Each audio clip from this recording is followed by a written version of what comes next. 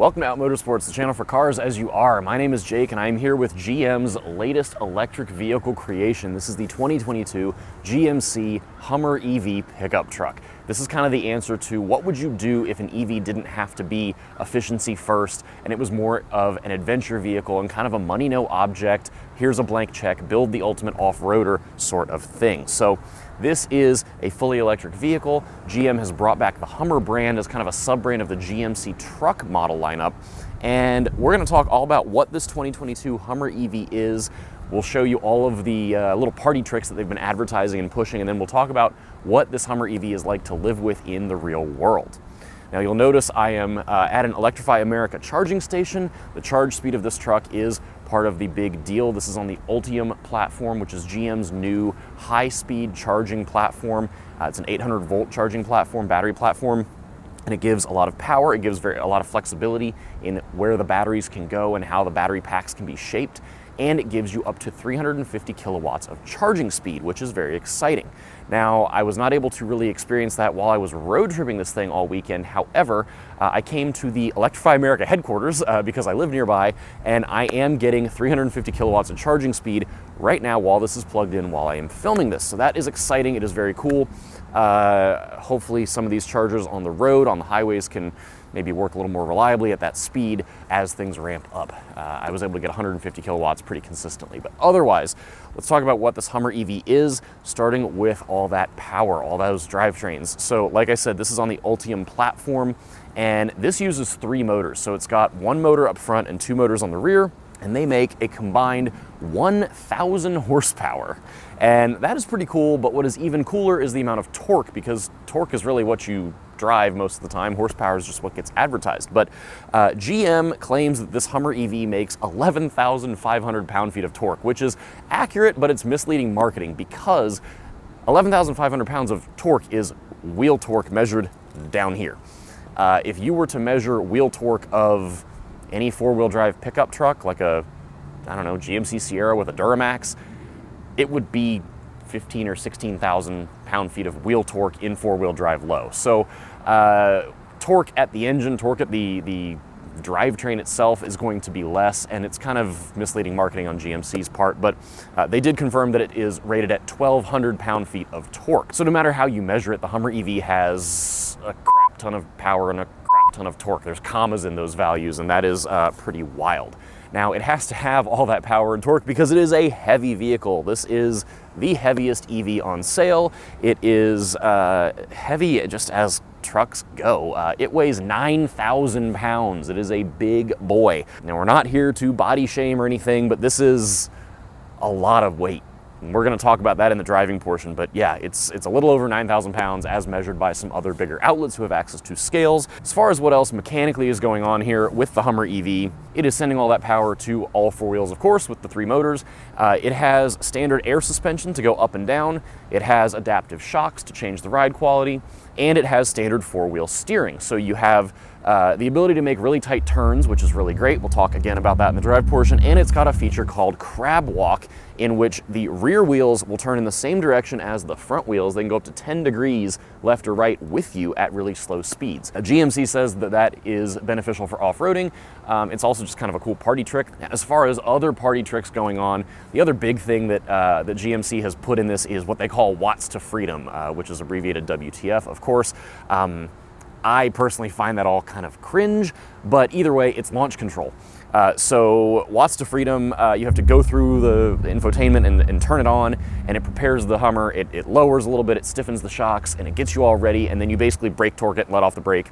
This is how that went. This is my first time trying it with some friends in the car. This is my unfiltered reaction.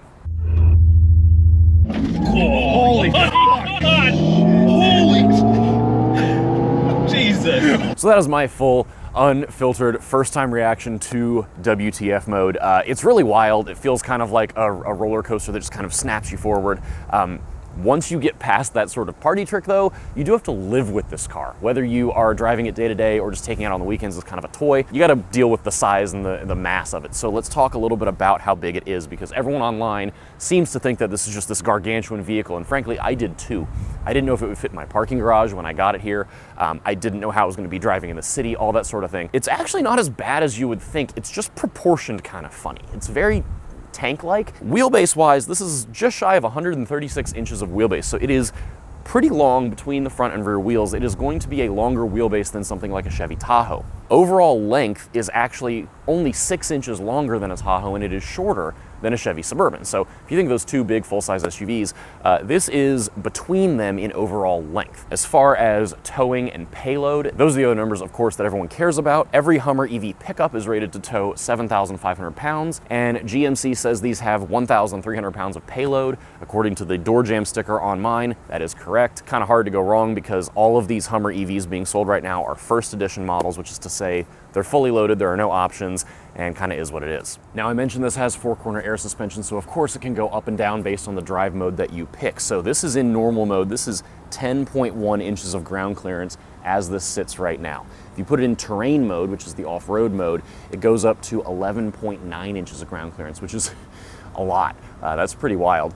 And if it is in extract mode, which is something that it will put itself in if you're trying to get unstuck, older Range Rovers had this capability. I think the new ones still do as well, where basically if it detects that the truck is stuck, it can push the wheels down further to try and get you up and over whatever is keeping you stuck. It will go up to 15.9 inches of ground clearance temporarily to get you unstuck out of something. It just makes those airbags inflate as much as they can and kind of get you up and over, and then it'll go back down to your regular terrain height. Now, tire-wise, since we're looking at these very muddy tires, this is a Goodyear Wrangler all-terrain. This is a 305 millimeter wide tire, and it's a lot of tire, and it is, you know, it's an all-terrain. It's meant to be off-road capable first, so during the driving portion, of course, we'll talk about how these tires actually feel to move around with on the road. And I mentioned that Ultium platform. This is where your charge port is going to be, typical CCS combo port at this point. That 350 kilowatt charging speed is lovely.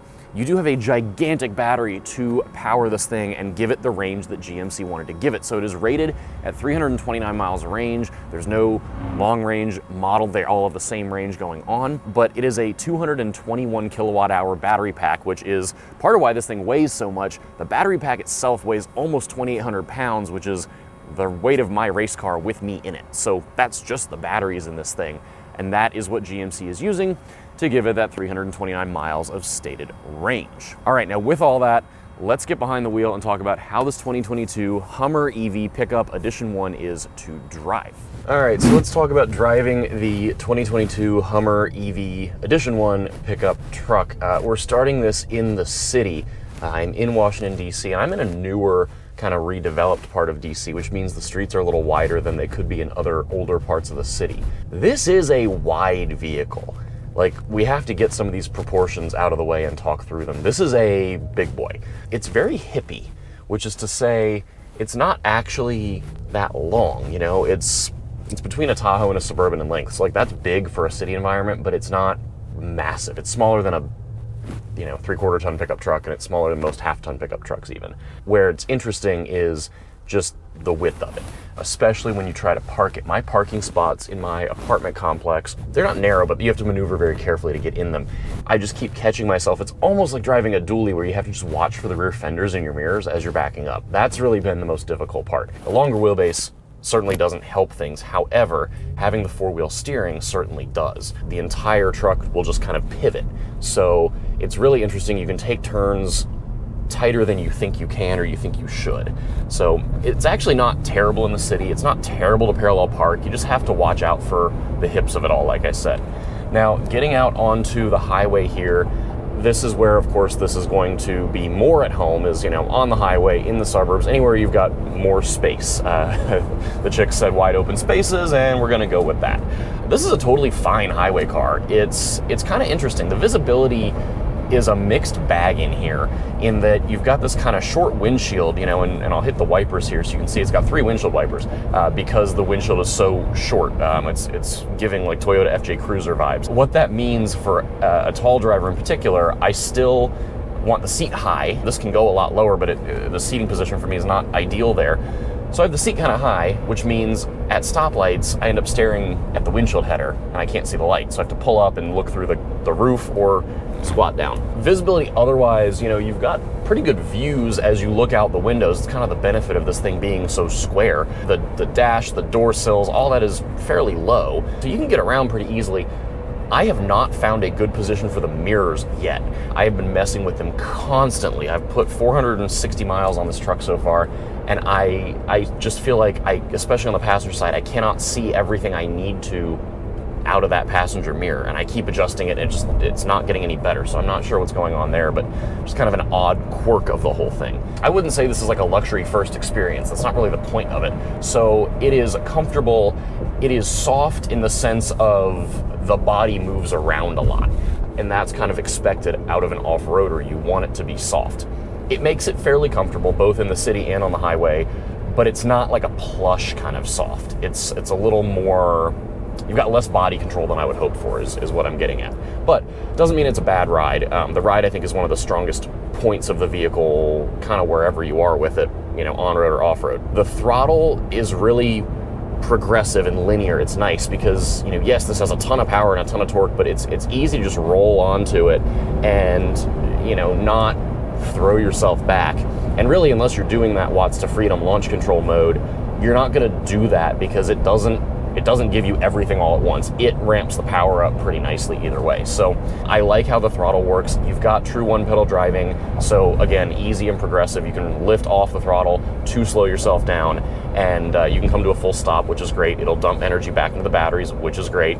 And then you've got a paddle here on the left side of the steering wheel that basically gives you extra regen braking if you want it or need it. So, if you're fully off the throttle and you want a little bit more, you can click and hold this paddle and it will dump more into the batteries, and that is pretty nice. And then otherwise here, like through an off-ramp, this is where you feel the weight, you feel the suspension, you feel everything. This is not a handling machine. It does not like to handle.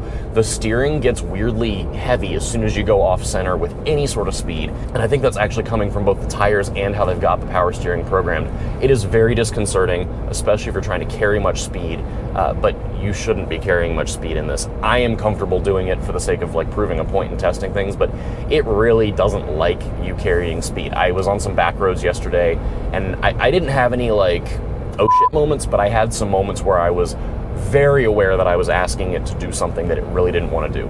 Again, I think it mostly comes down to the tires, but then it's just very soft. There's a lot of body roll, so all of that on top of it, you need to be careful with it.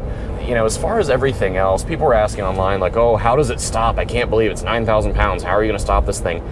It stops just fine. I do get concerned about the weight because not only is it a lot of mass to stop, especially once you get going highway speeds in particular, it's a lot of mass to stop between the regular brakes and the regen. It will do it, but you're on all-terrain tires that are not the grippiest thing on the road. And then you also really have to consider the impact of this much weight on all of your consumables. To say nothing of your impact on the earth if you're off-roading it. Like 9,000 pounds is a lot of weight to go off-roading with. You have to worry about what that weight will do both to the vehicle. Do you have more of a propensity to sink if you're on some soft terrain? And also, like, you're just beating up the earth if you're doing this with something that's 9,000 pounds versus 4,500, 5,000 pounds. This is, it's heavier than other EVs. Even like a Rivian R1T, that's another brand new electric pickup truck. A Ford F-150 Lightning, another brand new electric pickup truck. Both of those are between 6,500 and 7,000 pounds.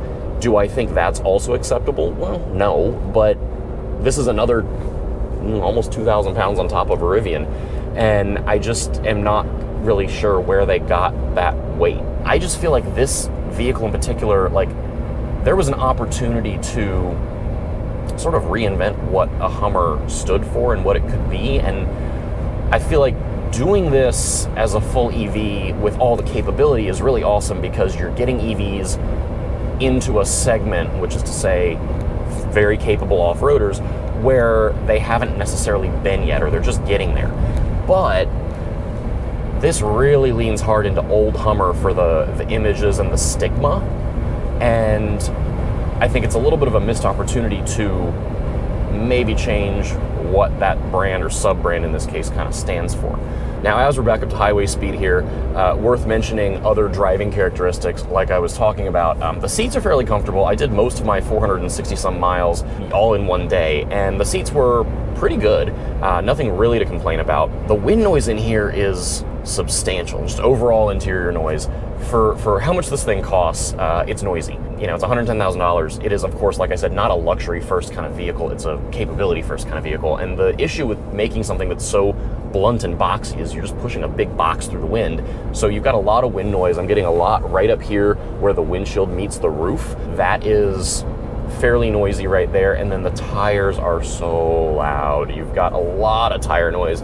They're all-terrains. It's what you're gonna get with them. And if you're buying this, you probably expect it, but it's worth mentioning. Now, final bit to talk about is just efficiency and charging.